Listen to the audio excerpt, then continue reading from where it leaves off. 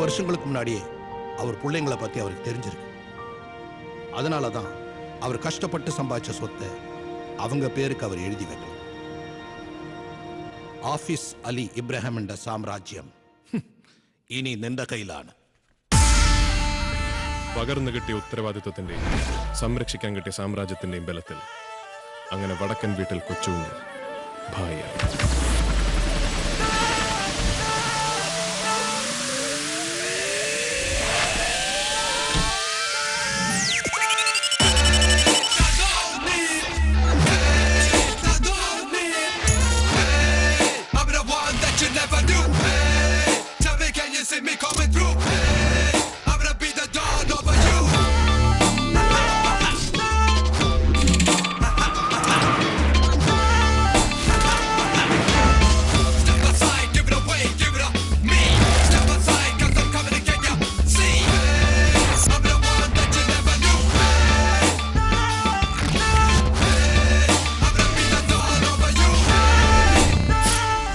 വഴികാട്ടിയായ അച്ഛനും വഴിമുടക്കിയായ വളർത്തുമകനും കൂടെയില്ലാതെ വന്നപ്പോൾ ഹാഫിസ് അലി ഇബ്രാഹിമിന്റെ മക്കൾ സ്വയം നശിക്കുകയായിരുന്നു, ഒരു തെറ്റിൽ നിന്നും മറ്റൊരു തെറ്റിലേക്ക്.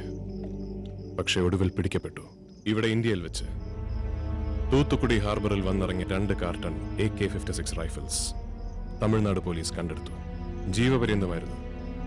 അത് പിന്നീട് പണത്തിന്റെയും സ്വാധീനത്തിന്റെയും ബലത്തിൽ 5 വർഷമായി ഇളവിയത് കിട്ടി. ഒരു കണക്കിന് ഇങ്ങനൊരു ഫ്ലാഷ് ബാക്ക് ഓപ്പൺ ചെയ്യാൻ ഇന്ന് എന്തുകൊണ്ട് നല്ല ദിവസമാണ്. ഹാഫിസ് ഭായുടെ മക്കളുടെ 5 വർഷത്തെ ജയിൽവാസം ഇന്ന് അവസാനിക്കുകയാണ്. കൊച്ചുനെ, നിന്റെ അപ്പനെ എനിക്കൊന്ന് കാണാൻ പറ്റൂടാ? കാണും.